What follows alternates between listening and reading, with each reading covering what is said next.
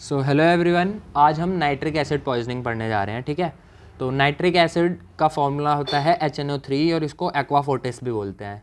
ये एक colourless clear liquid होता है जिसमें से फ्यूम्स निकलते रहते हैं जब ये एयर से एक्सपोज होता है, व्हेन एक्सपोज टू एयर। ठीक है, इसकी एक पिक्यूलियर चोकिंग ऑर्डर होती है, मतलब कि गले पे बिल्कुल फील होती है, ऐसी स्मेल होती है। ठीक है, और एक पावरफुल ऑक्सीडाइजिंग एजेंट है, सारे मेटल्स को अपने अंदर डिजोल्व कर लेता है सिर्फ गोल्ड और सिल्वर को छोड़ के। अब इसका मैकेनिज्म ऑफ एक्शन क्या है, ये ना ज़ैंथोप्रोटिक एसिड का फॉर्मेशन करता है जो कि एक डीप येलो कलर का एसिड होता है। डीप येलो आपको याद रखना है, इस एसिड के अंदर, इसकी पॉइजनिंग के अंदर हर चीज़ ना येलो मिलेगी, तो आपको सिर्फ येलो कलर अच्छे से याद करना है और उसी से ये पूरा एसिड याद हो जाएगा। ठीक है, साइंस एंड सिम्टम्स क्या आते हैं, इट चार्स द टिश्यू, ये लाइन लिखी रहती है बुक्स में, CHARS।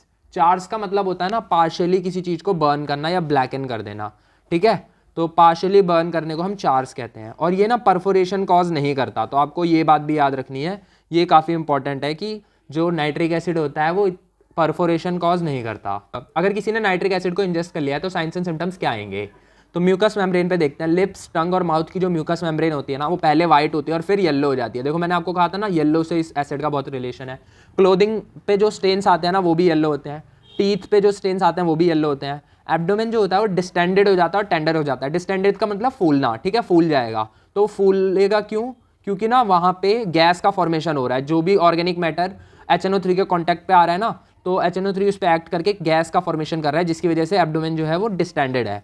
वॉमिट करेगा जो पर्सन, वो वायलेंट होगी और येलोइश होगी, मतलब बहुत ही वायलेंट वॉमिटिंग होगी उसको और येलोइश कलर की होगी। गैसियस इरेक्टेशंस होंगी, देखो क्योंकि यहाँ पे गैस फॉर्मेशन हो रहा है तो गैसियस इरेक्टेशंस होंगी।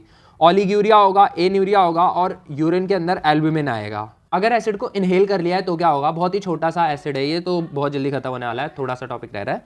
अगर एसिड को इनहेल कर लिया है तो इरिटेशन होगी आइज की, लैक्राइमेशन और स्नीजिंग होगा, फोटोफोबिया होगा, बर्निंग थ्रोट होगा, कफ होगा और कंस्ट्रिक्शन जैसी फीलिंग आएगी और डिस्निया होगा। डिस्निया, ठीक है, मतलब डिफिकल्टी इन ब्रीदिंग। क्यों होगी, एडेमा ऑफ ग्लॉटिस की वजह से। अगर सेम टाइम पे डिस्निया हो रहा है जैसे इंजेस्ट किया तो वो एडेमा ऑफ ग्लॉटिस की वजह से होता है। अगर बाद में हो रहा है लेटर स्टेजेस में तो वो पल्मोनरी एडेमा की वजह से होता है। लंग्स के अंदर फ्लूइड का कलेक्शन हो गया है पल्मोनरी एडेमा में। फेटल डोज क्या होती है, 10 से 15 ml इसका फेटल डोज होता है, फेटल पीरियड 12 से 24 आवर्स। अब नाइट्रिक एसिड के ना कुछ टेस्ट होते हैं, तो देखो इसको बोलते हैं ammonia water, NH4OH, ammonia water बोलते हैं। ये ट्रांसपेरेंट होता है। अगर किसी नाइट्रिक एसिड के येलो स्टेन पे अमोनिया वाटर को डालेंगे ना तो वहाँ पे येलो सॉल्यूशन का फॉर्मेशन होगा। ठीक है, अगर आयोडाइड और अमोनिया को ऐड करेंगे और इनको डालेंगे येलो स्टेन्स पे तो स्टेन्स जो है वो गायब हो जाएंगे, स्टेन्स डिसअपियर। अगर बाइल और जो अमोनिया है इन दोनों को ऐड करके येलो स्टेन्स पे डालेंगे तो कोई भी कलर चेंज नहीं आएगा। तो ये टेस्ट होते हैं। और एक होता है ब्राउन रिंग टेस्ट, जो हम 12th क्लास में भी पढ़ते हैं। ब्राउन रिंग टेस्ट में क्या होता है, ये नाइट्रेट्स की प्रेजेंस को देखने के लिए किया जाता है। इसमें क्या होता है, फेरस सल्फेट, सल्फ्यूरिक एसिड और HNO3, इन तीनों के कॉम्बिनेशन से एक ब्राउन रिंग का फॉर्मेशन होता है जो कि नाइट्रेट्स की प्रेजेंस को सिंबलाइज करता है।